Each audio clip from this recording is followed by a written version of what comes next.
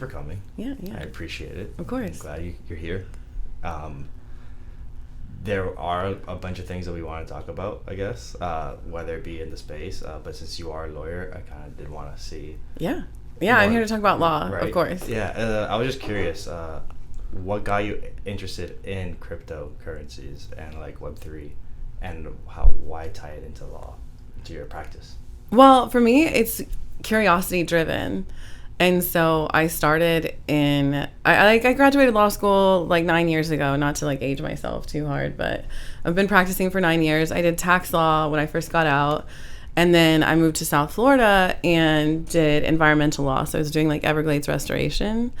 Wow. But the tone had changed because a new, governor got in charge, and we went from being kind of a pro-ag state to having a very hostile vibe towards ag in this state, because the governor ran not on an anti-ag policy, but he definitely didn't accept money from ag when he was running. Oh. So his policies kind of changed. What's ag? Agriculture. Oh, okay. So his policies kind of changed, which made it really difficult for me to enjoy what I was doing, because I was working with farmers, and as a farmer, that was fulfilling this need of mine to honor where I came from and, credit all the work I had done to become a lawyer. And environmental law, working in the Everglades with the farmers, felt like, a really a happy marriage, right? But then our position kind of changed, things became difficult, so I became pretty disenfranchised about what I was doing. And we just had a lot of free time on our hands too, with the pandemic. And being in South Florida, there's all these crypto meetups. So I just kind of started aping into a bunch of random meetups here in South Florida, where you'd see a founder of a company like Rarible speaking at like the lab, or WeWork, or Minds Cowork, these like great small spots. And you could just go talk to them. Like, they were just available. Yeah, and they were happy to talk about what they were doing. And then everybody else in the room was just entirely enthusiastic about what they were doing too, which made it really fun. And it gave me like a breath of fresh air, because I just felt like professionally I was kind of being really dissatisfied with what I was doing. And so this curiosity got fed, and then people would ask you at these meetings, well, what do you do? And I was just like, well, this is kind of new to me. I'm not, a pro in this. I'm just a lawyer. And they'd be like, oh shit, you know how to read. And I was like, yes, I do. And so then they'd ask, can you read my white paper? Can you help me? Can you help me draft this thing? Can you look over this? And I was just like, oh my God, I'm so happy to be involved. Yeah, and then it just kind of snowballed from there. And I got asked to speak at some events. And then I met up with Michelle Abs, and was part of that like founding team that helped launch the NFT for women's equity with Mayor Suarez.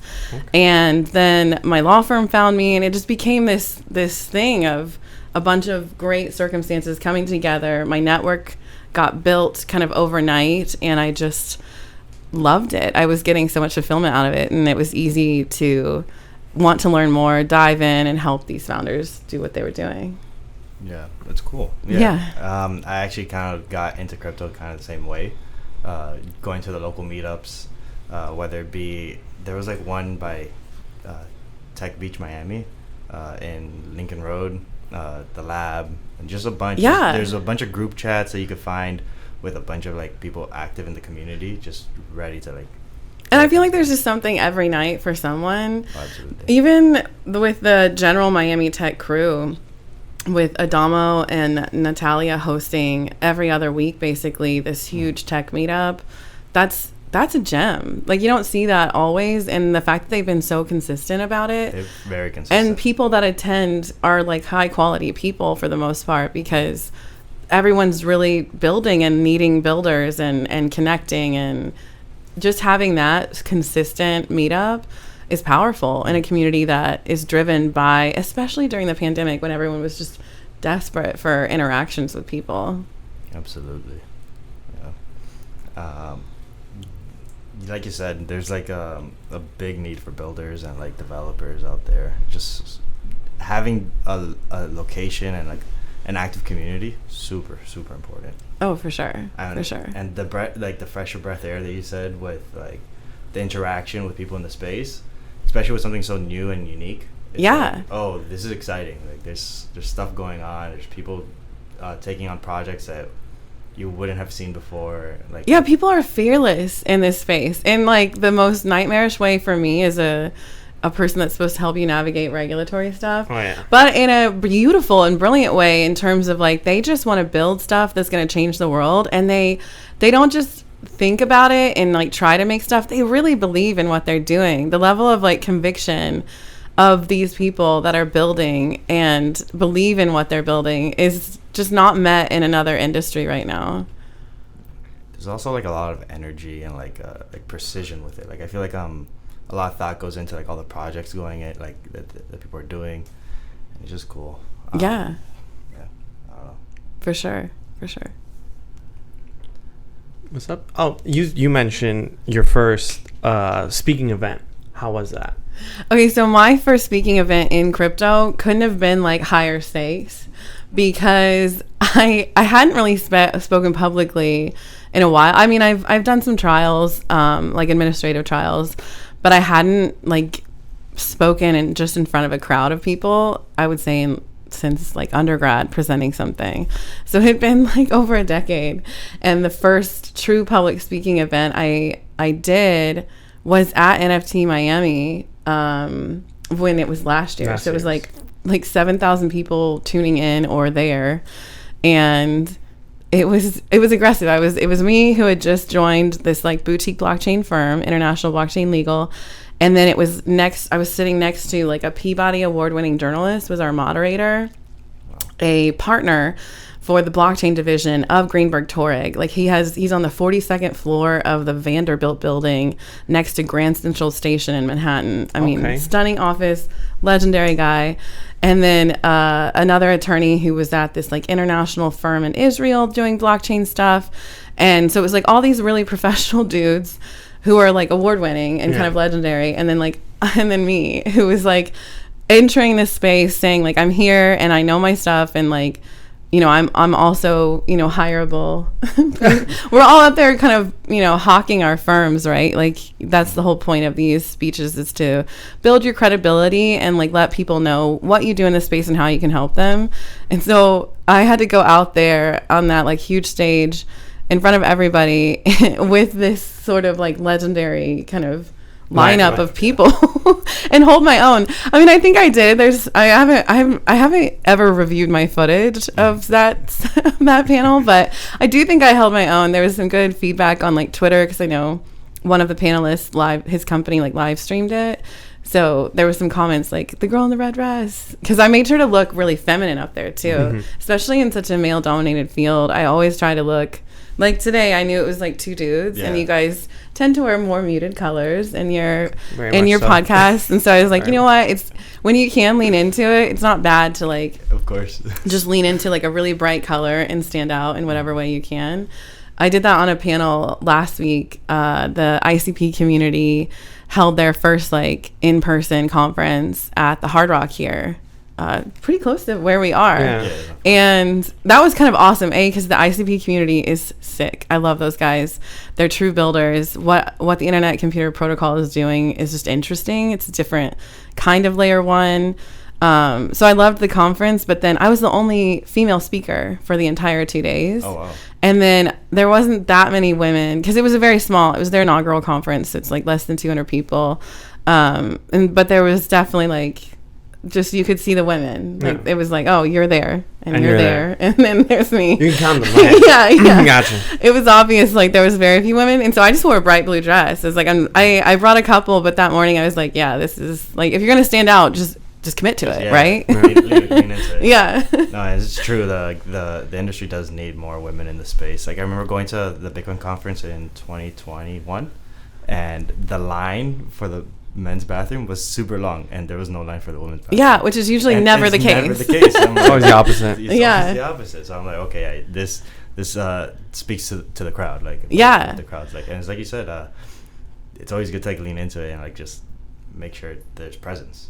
For sure. It's getting more balanced. There's not like hostility. There's just like, I feel like it's more ignorance. There's not a lot of hostility towards women, although I feel like women get questioned a little bit more, like, oh, do you actually know? Like, if I hardly ever try and say what I do. I'm just like, oh, I'm an attorney. And then if you really press me, I'm like, yeah, I'm a blockchain attorney. And then if someone's in the space, they're like, well, let me quiz you now to make sure I can trust you. And I feel like there's not that level of distrust. Yeah. It's not like most people shouldn't have to prove they're in this space. I mean, I get there's like a level of distrust because there's a lot of shilling and stuff, but especially if I'm not trying to be the expert in the room, if I'm just attending an event, it should be just assumed we're all at the same level. We're all here, right? Yeah. So it's kind of like the energy that I try to put off. It's like, okay, I know nothing. I'm just trying to learn, see who knows more than me or knows something that I don't know. Exactly. And then if I could contribute to the conversation and add something, I'm happy to. Yeah, I'm happy to. Yeah, that's kind of part of the reason why we go to the conferences and the meetups, and why we wanted to start this podcast, so we could have conversations with people like you who are like just interested in the field. Yeah, it's an exciting field. Happy to be part of it. So I will interrupt. I don't think we ever introduced who we had though. Oh, you're right. We just started. You got excited and you just jumped in. I'm like, we never said who it was. That's okay. It's good to hide the ball. Make them interested. Make them interested in what we have to say. Like, everyone's like, who is this? What are we talking about? So how do you go by? Like, I go by LC because there's always another Laura in the room, and in American English, Laura is just not a pretty name. If I'm in a Latin American country or a Spanish speaking country, I'm Laura, and I have no problem because saying LSA is like, people are like, look, why are you trying? So I'll just say I'm Laura if I'm in like a Spanish speaking country, but otherwise I am just LC unless I'm back on the farm, and then my family did name me Laura. But I go by LC for the most part. I've always kind of gone by LC in my professional career because A, there's kind of always another Laura around. It's not that unique of a name. And B, I worked in a pretty male-dominated field. Like tax law is also pretty male-dominated and conservative. So if I sign, a demand letter, Laura, it doesn't quite receive the same respect as like LC, which is like an AJ or like a, you don't really know. Yeah, until you meet me, and then you're like, you've already lost because we hashed what we needed to hash out in writing. Too late. Too late to negotiate now. Yeah. That's interesting. Thank you for bringing that up. I completely. We just got into it. Yeah. But I'm LC. I'm with International Blockchain Legal. I am a blockchain attorney, and I can be found on anything with the username under Learned Chaos. So I've like leaned into the LC of it all. It will be in the descriptions at the bottoms everywhere. Perfect. Yeah. So you said you go to like conferences, and your first one was NFT Miami. NFT Miami last year was my first like major conference event. I went to in 2021. I went to a couple conferences in Miami, but they were like the Crypto Expo, which was, I feel like, not as well attended because everyone was at Solana and Lisbon at that same time in 2021, right? Yeah. And so the Miami Crypto Expo was just kind of more winding down, but it also was a really great event because it was classrooms. It was a conference where it wasn't big panels. It was you were literally in the classrooms at the James L. Knight Center talking to like whatever company about the game that they're launching, and like he would get on the computer, put it on the screen, and like walk you through it. And if you had your laptop with you could do it right there too. So that was actually a really, I feel like, value add conference because there was one guy in another room doing like, he pulled up Uniswap and you could have like done your first trades. And in a space like this where there's so many barriers to entry, having that hands-on classroom setting is valuable. It's super important. Like it really is. Feel like the whole like interaction of it like scares people off. Very easily. Because you don't want to click wrong. Yeah, you don't want to. You'll just lose stuff. And it's so easy to click wrong. Yeah, it kind of is. The digital assets that we're dealing with. So like, people have like this like, oh, this is worth something, and you definitely don't want to lose it. Yeah. Or make a mistake. And you don't want to connect to like everyone's like I'm very skeptical about connecting my wallet to stuff unless I'm very comfortable with the website I'm on. Yeah. Like I'm just perpetually afraid of like losing all my NFTs because I click on something. So then I tend to just be a filthy casual with all these things that I'm involved in and not actually going to the websites, doing the things. I just talk about them like academically as though I do them, and because I could. But you're like, I'd rather not. The burden of doing it is just not, and the action of doing it, the value isn't really there for me yet. Mm-hmm. I mean, you do what you do in this space, but until the value is like really added on, it's hard for me to be like, let me add this to my daily life of like going on this exchange and like doing this trade in like a burdensome way, you know? Yeah. I think that's where a lot of it comes from. The implications aren't there yet to daily use. Not for everything, at least. Well, I was for NFT NYC, I was in New York with a bunch of friends, and it's weird because I was in a table with everyone that's involved heavily in crypto. Like, these are some well-known people. At least, like, you know, they're developers in the space, or they're like they were part of like Empire DAO, or they, you know, did stuff significantly in this space. Mm-hmm. And one person posed the question to the group, like, what decentralized apps do you actually have on your phone and use besides MetaMask or besides a wallet, you know? Mm-hmm. And none of us could really answer because none of us really use this stuff daily. It's just, other than a wallet, what am I really using daily in this space? Now, one of the attendees did have the Lens protocol and Orb and like the social media aspect of it. Like, arguably I have Farcaster, but I use Twitter still, like, far more than Farcaster. Farcaster's a Web3. It's like a decentralized Twitter. But it's still invite only, so it's like, you know, it's like why, you know, I'm not using it that much, although apparently maybe Vitalik tweets more or casts more on Farcaster than he does on Twitter because it's more decentralized. I don't know, allegedly. Mm-hmm. So it's like, is there a use case for that over? I mean, I will gladly use that also, but is that going to be my go-to thing just yet? Or any of these other apps? What are we, and besides a social app, you know, all these things that are being built on blockchain, but we're not, even us, if we're not using them. We're not helping the problem. We're just here like, we're just here hanging out, like, waiting for one of them to catch, I guess. If you're a gamer, I feel like gamers use a lot more. Like games make more sense. It should be like the first one. Like, gaming is a really solid entry point, I feel like, Absolutely, with the whole NFT aspect. But even then, you're like, do I really want to leave this connected?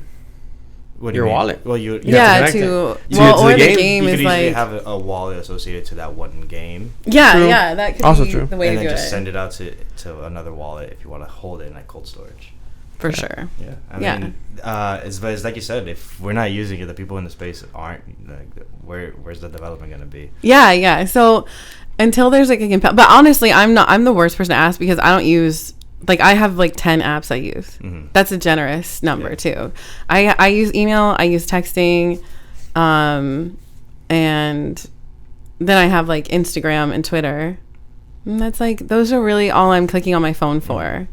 Yeah. I don't want to be on my phone. That's most people. You know, most people just have a rotation. Yeah. Or like check one, go to the other, boom, boom, boom. Keep it moving. And it's like, I don't need any, and I need a compelling reason to use that. I mean, decentralized like messaging, so like getting rid of like email, like Gmail particularly. Yeah, Gmail. I mean, Gmail runs like the world. Privacy, Yeah. Well, I use, because I have a lot of clients that are very sensitive about encryption and data, especially as the lawyer for them.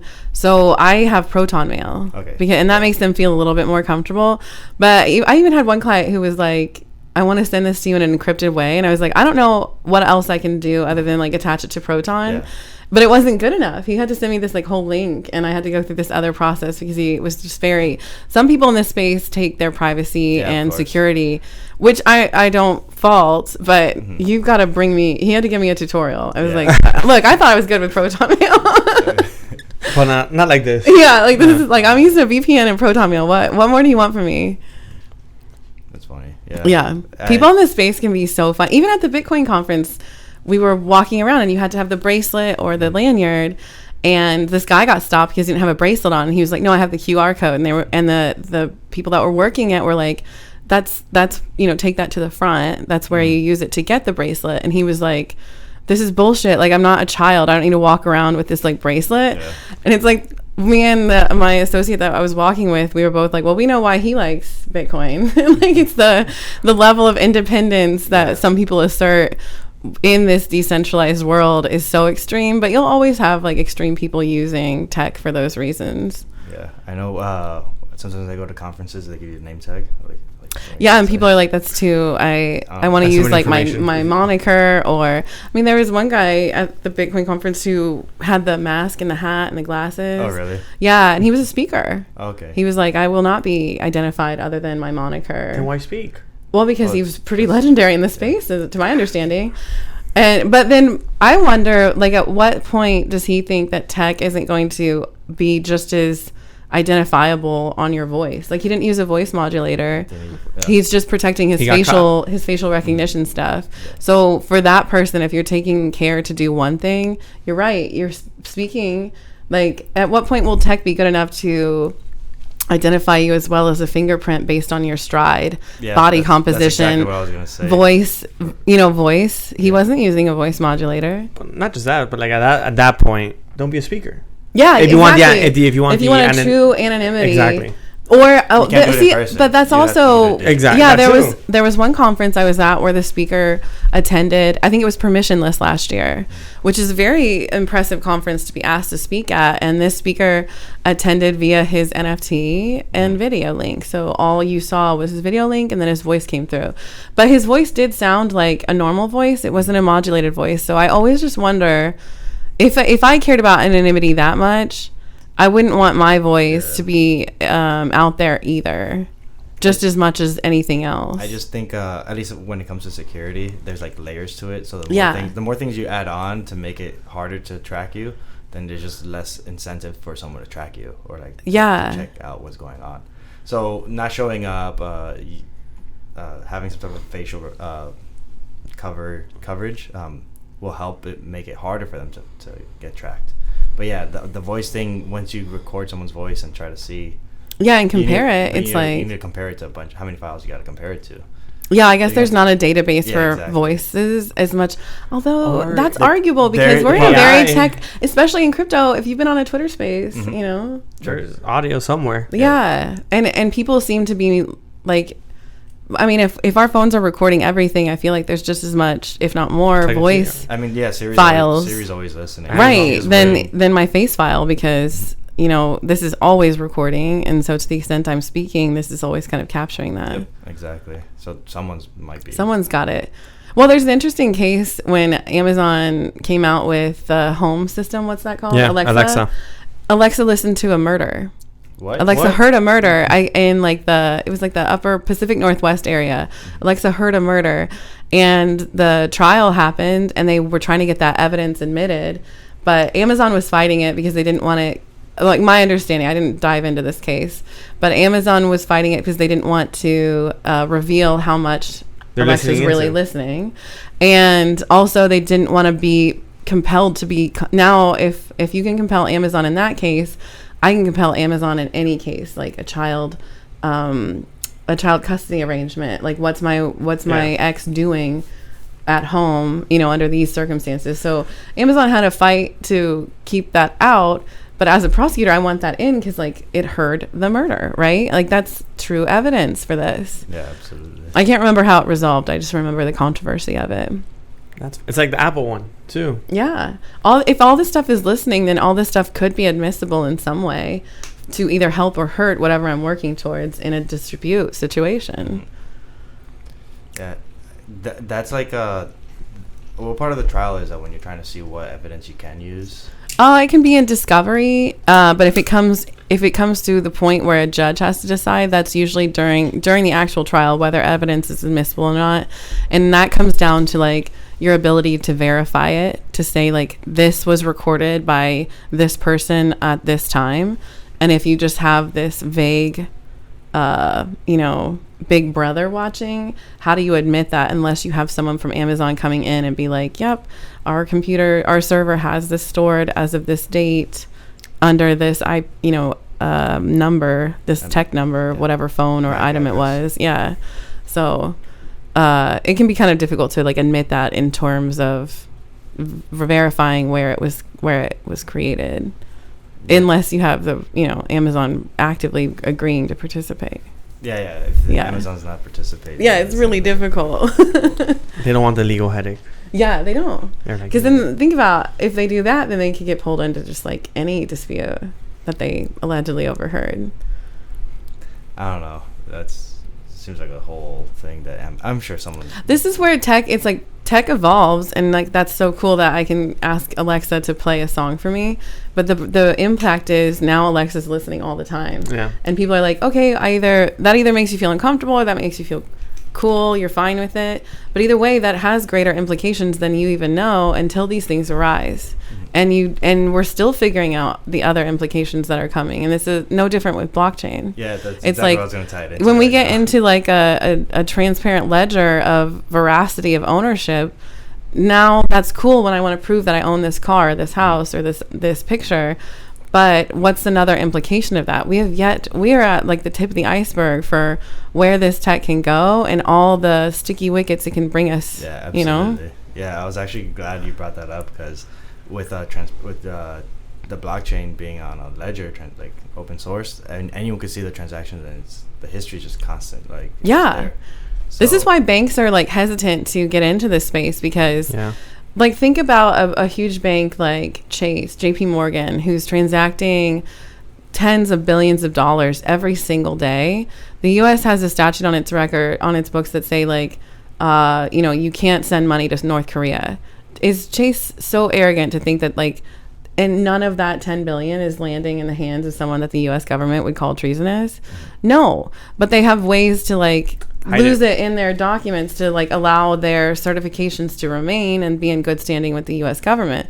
Enter a transparent ledger that anyone can see at any time. Like, that is really exposing. And as a bank, I would fight that tooth and nail to be forced to use this, makes your business model a little bit more like, fiat. That's why people always wonder, like, fiat versus crypto. Fiat's not going anywhere. Too many people are invested to say, fiat matters, and fiat matters because of that. Like, I need to always have some physical manifestation or government backed, because as long as a jurisdiction exists, as long as geopolitical differences exist and geopolitical lines exist, fiat will always matter, because that country matters, and that country saying my money is different than your money, and there's a valuation to it. So unless every country agrees to just back down and say we all work on one currency, that's not a feasible future, right? So as long as countries exist, fiat will exist in some form, and that's fine, because crypto is also not going anywhere. So wouldn't that move towards like how countries are moving towards like CBDCs? That's fine, because it's still a government backed. Like a CBDC is no different than like my credit card transaction saying this is the US dollar, for purchasing this. If people were mad about, CBDCs because now the government has some electronic form of money, that's really dumb, because they've had an electronic form of money. Yeah, it's always been electric. Like, their printing machine has been a digital printing machine for a while now. You should have fought this back when we went to the credit card. That was the battle you lost decades ago. So like, get on board now. It's like, what's the difference between having it on a blockchain versus like a digital record that has no chance of transparency? I think their argument is the ability to stop you from transacting and knowing exactly. How can they not stop me from transacting? So like now? their example that I've heard use is if we've talked about credits before, how if you ESG scores and stuff like that can affect it. So if a company or you have a X amount of meat you can buy at the store, you have 10 pounds of meat a week. If you're already exceeded or at that 10 pounds of meat, you can no longer buy. So you're stopped. You're not allowed to purchase. That's if CBDCs exist in lieu of cash. Yeah. Like cash. Well, if CBDs can exist, just like crypto can exist, and cash can exist, and electronic funds can still exist. We have all three now. Does that mean that one just has to disappear? I don't think so, and I don't think it will. People, look, you have to remember that this country has to move at the slowest pace, the lowest common denominator. So whatever the highest tech people are doing in New York, California, and Miami has to, if you're trying to get it mass adopted, right, where it's like everyone has to do it, that also has to apply to that guy in the hills of Appalachia who's still running off of like, maybe not electricity. Maybe he's got, just like a really low-key setup and living a perfectly fine, legitimate life, and he just doesn't have that level of tech adopted. Do you think he is using CBDCs anytime soon or anything but cash? No. And there won't be a system. I mean, at least in my lifetime, I doubt that cash just disappears because of those kinds of things. You have to get the lowest common denominator up. And we have yet to find a lowest common denominator to adopt exclusively electronic funds. We're still using cash.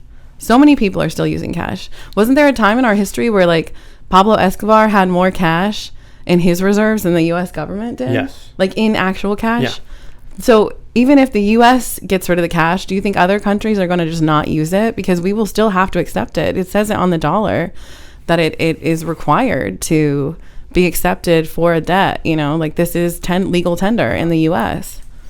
So at least in our lifetimes, I just don't think physical cash is going anywhere, which I don't think it should. I think people just like they reserve gold, they reserve cash. They're going to reserve CBDCs, I'm sure, bonds. This is just another form of transacting, engaging in this space, I think, in the world. Yeah. Cash, the issue with cash is that or with fiat currencies, is that in any given moment, the government that's backing that currency could either inflate it or disinflate it or just decide to not accept it at all. I believe there's a country in Africa right now, I don't remember the one, that's like not accepting their own currency, like $50 like $50 bills, whatever the denomination is, and people are, at least at that point, who's going to accept that bill if the government or the banks aren't going to accept it? That's really fair, but I suspect people in that country maybe saw that coming and were operating off of another currency to begin with. If the U.S. gets to that point, like that's just like the least of our problems. If the U.S. gets to the point where it's like, look, we as a government don't even trust the U.S. dollar anymore, we have gone so far off the rails. Absolutely. And I think as a society, we've got some other concerns we're probably battling in that moment. And we're probably grateful for like other things like Bitcoin, Ethereum, Solana, Cardano, or any other stable coin or any other country's coin. Like the pound is usually pretty strong. Great. Long live England for that reason, right? Like people hold reserves of our currency, other currency, in cash and in electronic funds. So, you know, it's just about people talk about diversifying their portfolio in the stock market. Diversify your currency portfolio, because if you're not sure who's going to win, and there's a lot of talk about the U.S. losing this, you know, tech race or the strength of the U.S. dollar. If you are that concerned, diversify then. This is 2023. It has never been easier ever to get your hands on any other currency or to just not be here. It's just never been easier. It's true. True on both of those, yeah. Yeah. It's like, it's people are extra scared about the world, but it's like, it's never been easier to interact with the world. So people should just, if you don't like it, go. Leave. Yeah, just like check something else out. Spread the joy among multiple currencies if you're that concerned, because it's just never been easier. This isn't the 70s where you've got to go to your bank and ask for permission and handwrite something out. This is 2023 where we can just click a button, connect some accounts, and make some shit happen. Yep, absolutely. It's all about diversification. Yeah. If you're really that concerned, just diversify and then wait it out and see what happens. But I mean, if you're that aware to be that concerned, you should probably just calm down and just build something. Like invest your time in something and trust that hard work will work out. And if not, then maybe you're just diversified and it works out anyway. Fair enough. By the way, this is not any sort of financial advice. It's never financial advice with or me. Legal now. It's never legal advice. It's just full disclaimer, a good conversation. Yeah, just in case. Yeah. Don't get ideas, guys. I think at some point we're probably talking about like the DAOs and all the headaches that you're probably going through. So I would say, you know, NFTs were a headache of their own kind because of all the IP and the fact that it was kind of a new excitement in the NFT space, and they just skyrocketed. So you saw a lot of things that people promised that maybe they didn't fulfill. So it's like, is there recourse there if I signed up for an NFT project that they didn't come through for me? That's similar to like when you crowdfunded something, like back when The what was ICO the boost? no when you crowdfund like on Kickstarter, when you kickstarted something and you did pay money, like did your money always get refunded if the project didn't go through? Like I remember I helped fund this book. I never received that book. Like it didn't happen. Did anyone sue over that? I doubt it. We paid like $10 to see that, to like help this guy make a book, you know? And so I think NFTs are kind of approached similarly. Unless you dropped a lot and were promised a lot, we're not going to see a lot of lawsuits just yet over, oh, this NFT promised me this. I mean, the Fly Fish Club is an example because that's a whole restaurant membership that they're doing. But that's in the works. So as long as I guess it's in the works, people seem to be happy because they did sell out. So allegedly that'll come through and be a private membership club to a restaurant when it does get built. But the problem there is like then now you're in the securities world. If you're promising something that's not quite built yet, the whole concept of securities law is like funding what isn't yet built. So funding a company to then go start that company, that's touching securities. If you want to fundraise from your friends and family, that's still securities. You need to be an accredited investor. There's no friends and families exception, even though people think there is. And so, but the whole point behind that is the ethos of the securities law is to say, you can't fund something based on the promise that it'll be there. So now is an NFT a security? That's in some scenarios it could be. It could easily be. Anything could be a security if it's not handled right or if it's marketed wrong. Doesn't that go on to the Ripple lawsuit?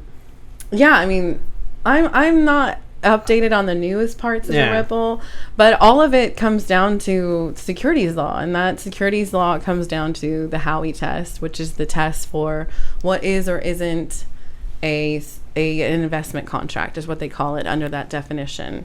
And the Howey test is a 4-prong test of there's an investment of money into this shared pool with the expectation of profits through the efforts of others.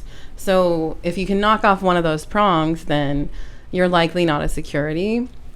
There's a lot of approaches to knocking off those prongs, and this is what we're kind of dealing with. They dealt with a little bit in the XRP case. Coinbase is like leading the charge, and we're all like, love or hate Coinbase, we all have to actively root for them because the way they're approaching the SEC is very important, and they are kind of our first line of defense here. Like they're going to set precedent that really, really matters. So love or hate centralized exchanges, Coinbase, you need to be rooting for them if you're in this space because what they're doing is very heavy lifting and they're doing it for all of us. So rooting for Coinbase always against the SEC, but making those arguments, like they're essentially making very creative and nuanced arguments against whether or not any of these tokens are securities based on the Howey test analysis. For the Howey test, you need to hit all of them. If you knock off one of them, then you're not a security. But even they're not as simple as you think. Like even the investment of money, if you airdrop something, for example, you could still be considered priming the markets. So if I give everybody something for free in the expectation that it might eventually be worth something, I might be considered priming the markets, and there's case law on that. So even something as simple as an investment of money and whether something is or isn't an investment of money can be that complicated. So then imagine that level of nuance on each of those elements. And now you get to why, attorneys get paid a lot of money. We just love to parse words. I was about to say, I like playing with words. Yeah, you have to love to really parse words and make these highly technical and nuanced arguments against or for something. I see. You said that was, you brought up Ripple's case?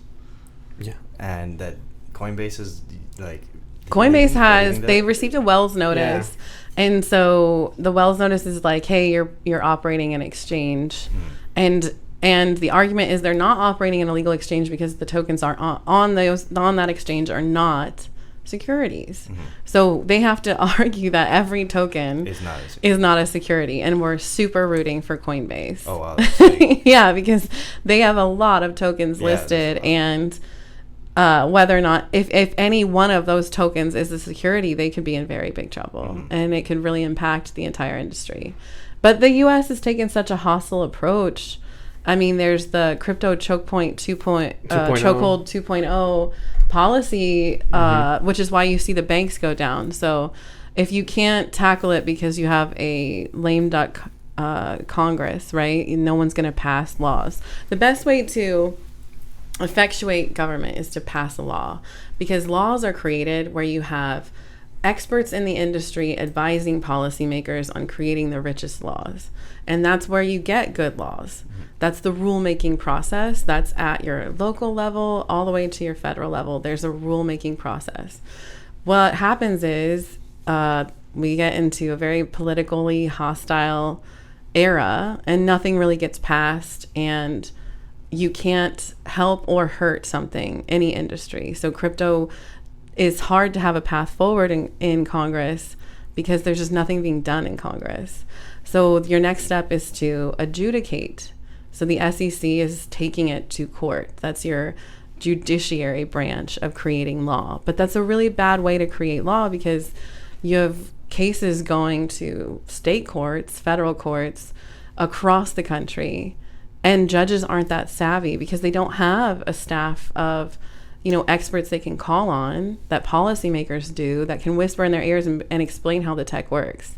So it makes, when judges make law, it's usually not the best, because judges aren't, they're good at navigating the law, but they're not good at navigating technical nuanced, which is what rulemaking really is. And that's where we're at now. We're leaning on these judges, and you get some really interesting case law where you have a court in California that ruled DAOs. If I want to be a member of a DAO, but I want to limit my exposure, because DAOs are considered by default general partnerships. Yeah.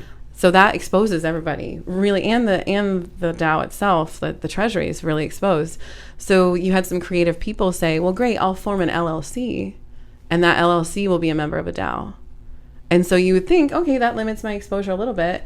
Nope, the court pierced the corporate veil right to those individuals, and then made that LLC limited liability structure completely irrelevant, because they pierced that corporate veil to the individual and said, this is a sham corporation. This is really just you, and you're exposed here. And that's the California court. And then you had a New Hampshire court land on the wrong side of the Howey test, because they gave a lot of weight to the founders keeping too many tokens. So a lot of the arguments for whether or not something's a security is those tokens are to be used to operate your network, right? Like Ethereum needs gas to operate itself. So it's hard to argue that Ethereum is truly a security when it's clearly being operated to navigate this network. So you see a lot of companies kind of approach that same framework for their token. If the founders keep a certain percent of that token, the court looked at that and said, that's too many tokens, because even though the founders kept less than 10%, because the entirety of the token was 1 billion, the court was like, there's no way you as individuals can use that many tokens in your lifetime. So it's arguably, you're keeping that many for arguably another purpose. And that other purpose is this expectation of profits. And that held in this New Hampshire court. So these kinds of nuances can get really tricky, and you're having it done, New Hampshire's doing it, California's doing it, and it's these judges. And how much weight does an Alabama court give that New Hampshire court just because that judge has handled that case before? There's no, it's not the same court, so there's no requirement, but they're probably going to lean on some of that language. If I'm a judge and I don't know this issue, it's a new issue to me, I'm going to look to other case law. And case law in other jurisdictions isn't binding, but it's definitely persuasive. And it could lead to some really bad or interesting or unexpected laws that get created by precedent of a judge. Yeah, it gets tricky. Politicians need to be more involved in the they should just process. Honestly, one of the most respected crypto lawyers I know presents the way he discusses crypto, it's a national security issue, and the U.S. needs to get on board. Absolutely. Because it matters. And the U.S. not getting on board is really putting us at an exposed area, and it's just not going to help anybody. So it needs to get less chokeholdy, and get more embracing of this new tech. Absolutely. Before we lose. Yeah, if the United States government doesn't choose to embrace crypto, or like at least actually follow through and like do some research and like make some type of action, we're gonna fall behind. Absolutely. Like and you'll see other countries. I mean, El Salvador is really controversial, right? But the reality is what did they have to lose? No, they had nothing. They had nothing to lose. So it's like they're doing something at least interesting, or they're trying to do something. This is where you have two mentalities in life. Like always play it safe and don't mess up. Or like me, I would rather have a shelf full of shitty trinkets than like just one golden trophy or nothing, you know? I would rather at least just be like, yeah, I tried a bunch of stuff. And that's, I think, what crypto lends itself to, because the space is so hands-on. And unless you have that bad actor syndrome of like being a rug puller or just trying to get money and get out quickly, having a hands-on, like, let's learn along the way, fix our mistakes, edit, go after it again. Like this arena is a really healthy way to grow a tech, an ethos, a community. Like you can grow any of that in this kind of arena if everyone really has that mentality. And absolutely, most people seem to have that mentality in this space. It's so new that like whenever something comes up, you could just go ahead and try it, see what works, what doesn't work. And if it doesn't work, just move on. There's a new project that's going on. Even projects that have had to pivot. I mean, if you talk to any company that's been a startup to where it is today, that's still alive, you've pivoted. Like your product has pivoted. You did some research, you looked into that product market fit, and you pivoted at some point. That's Web3 as a whole is going to start pivoting into like what's the real application here. But as an ethos, because it's so community driven, which is like where DAOs come from, it's like everyone's got their hand in the pot and everyone's trying to effectuate their little area. So the pivot looks a little slower, or it looks a little different, but we're all pivoting into like, let's get something going, get traction going, and build.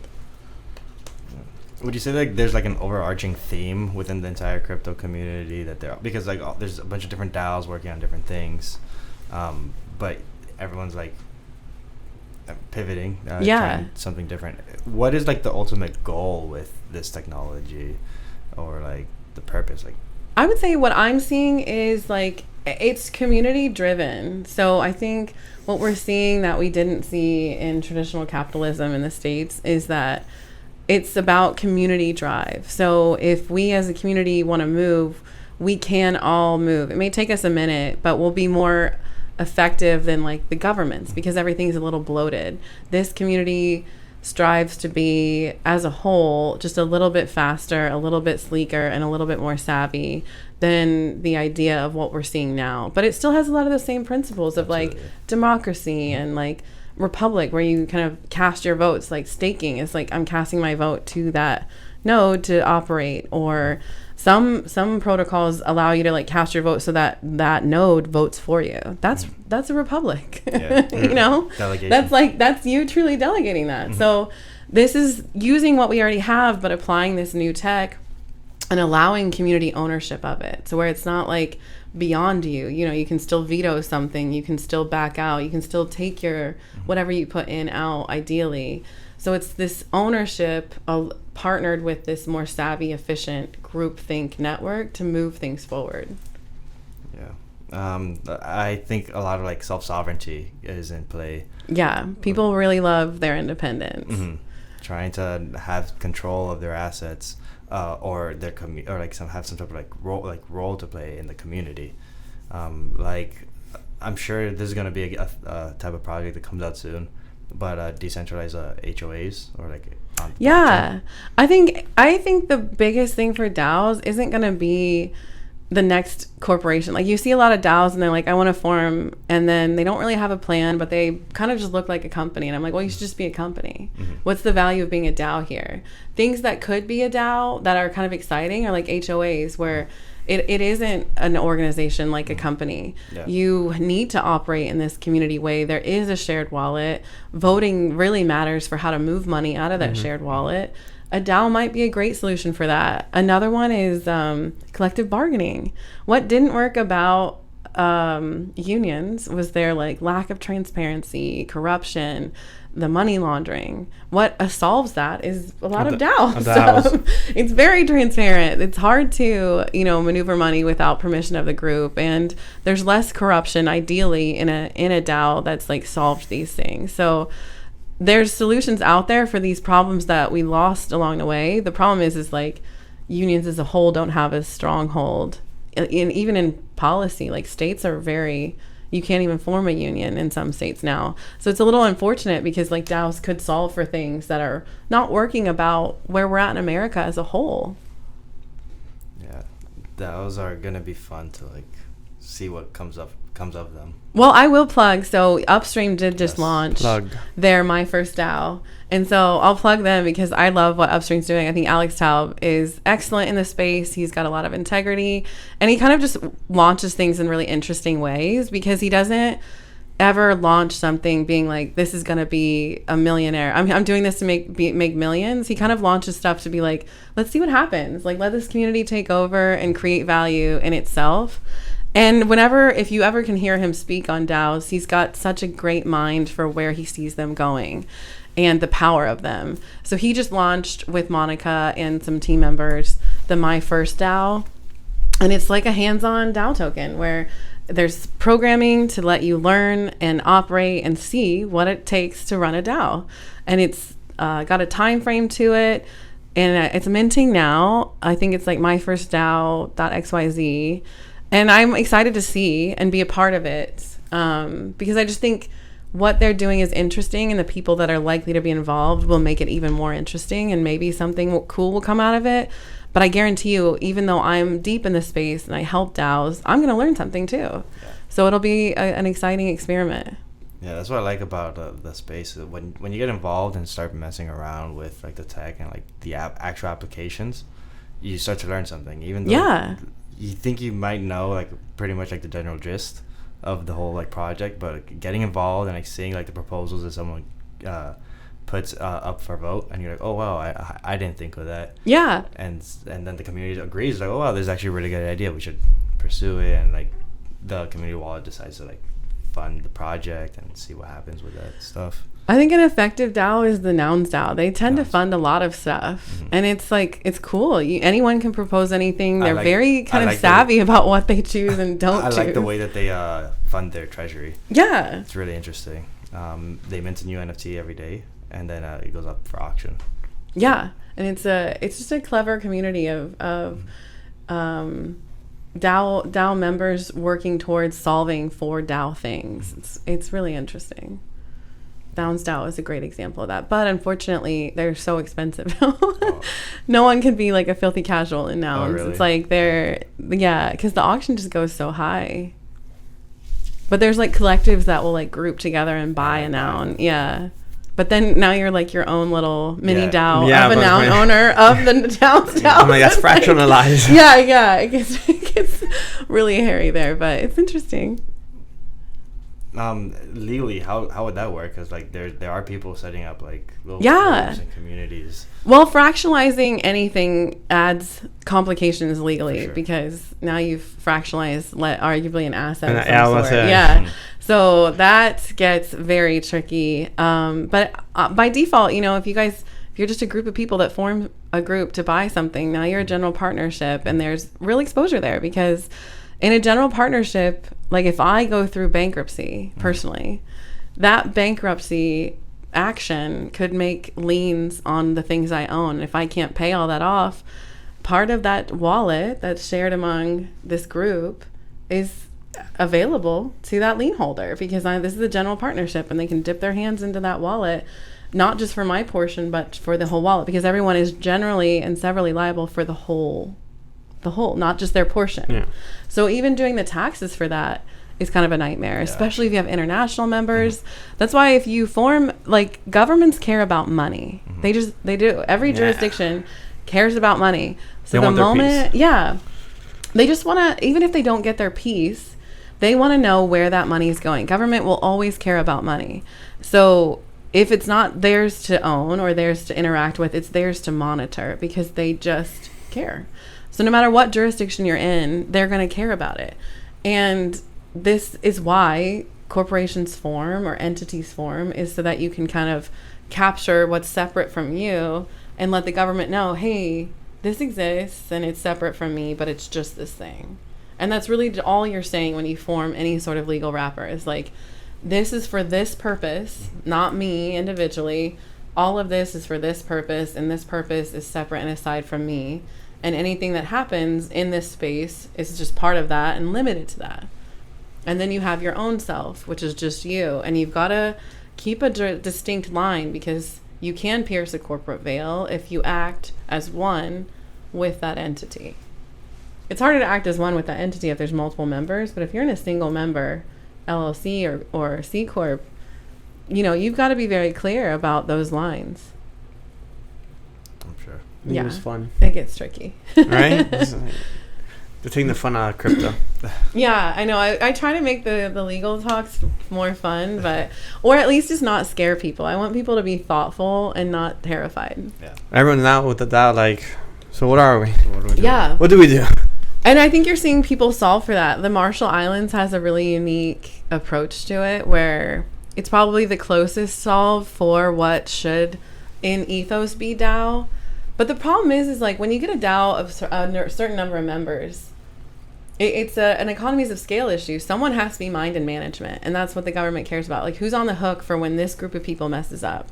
That's mind and management. That's your board of directors in a C Corp. That's your members in an LLC. Like, that's what you're identifying. And so in a DAO, if it's like 6 people, you can form an LLC and then everyone's a board member, or everyone's just a single member, whatever, and you're kind of all the same. Once you get scaled and you're a large DAO, that DAO, not everyone is the same. I gotta tell you. Yeah. Like, member 695, not the same person or active member as number 14. You know, like, you're just operating differently.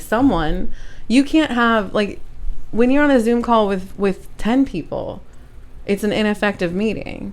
If you have 695 people, it won't work. It's not working. There's mind and management. So there's always going to be a core group that's like operating, maneuvering, and doing things. And DAO or not, that's no different. So you might as well just form something to protect that inner mind or inner management. But what if, so you said like 600 members, if it's decentralized though, if they're all spread out, how do you keep track? Because that makes me think of ETH. Yeah. How do you go after ETH? Yeah, exactly. Well, so then they formed the ETH Foundation, which is like not here, but it's still, that foundation is an entity. You can look them up, and if you need to sue ETH, there's an entity somewhere for the foundation.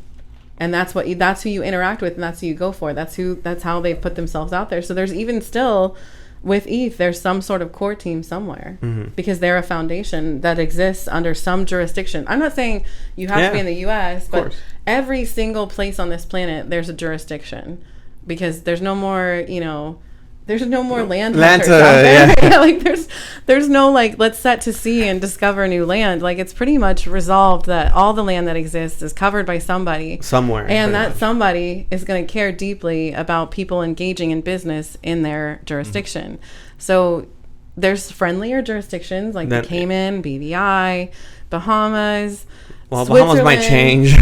BVI changed. They just like issued new rules this year, because what happens is with these offshore entities, it's a race to the bottom. So whatever island you are, you're like, oh, I need to raise money. What's the new tech? So then you become super new tech friendly. Yeah. Create some regulations that screams, please come here, build here. Then they create their foundation here. Enough money comes in, and then they start to tighten their regulations. And that's what you saw in BVI. But again, it's not impossible. Just like there's a little more hoops to jump through now, right? Same thing, different day. Cayman was the same way. Then it went to BVI. Bahamas will be there. Like, I'm sure Bermuda will be there. Marshall Islands is doing interesting stuff with DAOs. there's jurisdictions across the globe. Like course. some people form in Singapore, some people form in Switzerland. If you can afford it, Switzerland's great right now. Like Zug, Switzerland is like a little mini Silicon Valley for crypto in Europe, and it's awesome because they've taken the time to be thoughtful. People like operating there. It's the community's building. I'd love to visit Zug and see what else it has to offer, but it's also really expensive to exist in Switzerland and form in Switzerland and navigate Swiss law. So it comes at a price that's a little more pricier than, you know, your average like Cayman or U.S. operation. And they still want to come into the U.S. anyways. Yeah, Because we have the jurisdictional comfort. So it's like when you do, the whole point of offshoring is to kind of block some aspects of the U.S. So if you take something offshore, you launch that token offshore, you can't then just be like, all right, now I can have anyone. You do have to KYC, which is know your customer, especially when you're doing that initial raise. Once you get past a certain threshold and enter the U.S. markets, like the moment you get listed on Coinbase, now you've got comfort no matter where you're at. But those initial steps, there's some things navigating the SEC that you can't remediate for, which means like a lot of things in law you can make up for later. It's like, oh, we tried. Especially with taxes. It's like I filed as a C Corp. I screwed up. I didn't hit my deadline to like make the S Corp election. I fill out little form 5323 and say, my bad, IRS, like let me do this. I reassess my business model. I totally want to be an S Corp now. And the IRS is like kind of has to let you do that as long as you did it in good faith. Yeah. They can't really say no, so they'll let you do that remediation. There's things in the SEC where it's like if you raised money for your not built yet company, it's hard to unring that bell. It's just harder to. Hello, everyone. Thank you for listening to this week's episode of Sometimes Crypto. I know this is kind of unexpected, but unfortunately, we did have a little bit of technical issues where I lost the last 15 minutes of this audio for this episode. And, well, more importantly, we lost the information where Elsie pretty much talks about where to find her, what she does, and the group of people that she works with, a group of lawyers that she works with. IBL, International Blockchain Legal. It's a first of its kind distributed law firm for technologists, innovators, and high-level industry participants.